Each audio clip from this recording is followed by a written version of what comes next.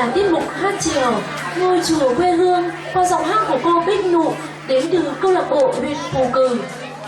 Xin một tràng pháo tay cổ vũ cho cô Bích Nụ ạ. Đi ra đâu ạ? Đi ra đây.